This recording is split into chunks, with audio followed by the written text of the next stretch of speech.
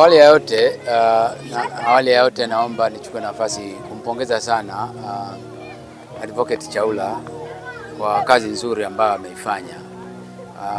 Na hili nilikuwa nimemsikiza vizuri sana wakati anazungumzia ni lini alianza kazi ya jukumu la kuwa wakili wa shirika, na bahati nzuri wakati anahamia huku mwaka 2011 na mimi ndio wakati huo nilihamia Kigamboni Kibada. Yeye alikuja Kisota, mimi nikaa Kibada 2011, hiyo mwanzoni kabisa. Yeye alinitangulia. Kwa wakati na mimi naelekezwa ushirika wa kanisa la Moravian Kigamboni kwa wapi, na nikaenda kuripoti pale, nilimkuta Chaula tayari ameshakuwa wakili. Nilipokelewa na mchungaji wakati huo Mwakalile na wakili Chaula.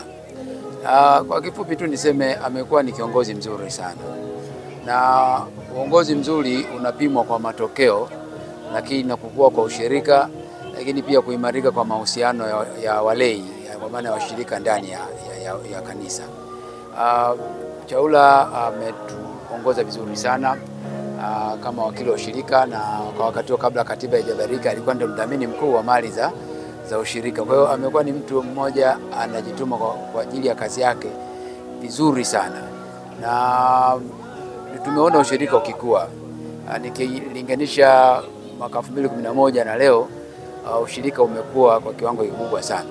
Kwa hiyo binafsi namwombea heri na baraka nyingi kutoka kwa Bwana ili aendelee kuimarisha katika afya yake, lakini katika utumishi zaidi, kwa sababu uzoefu ambao ameupata kwa miaka takriban 15 ya kuwa wakili wa shirika utaendelea kuhitajika na ushirika huu pale ambapo kama kutokana na wakili mpya atachaguliwa, lakini bado yeye atabaki na kuwa wakili wa ushirika kutokana na uzoefu ambao anao.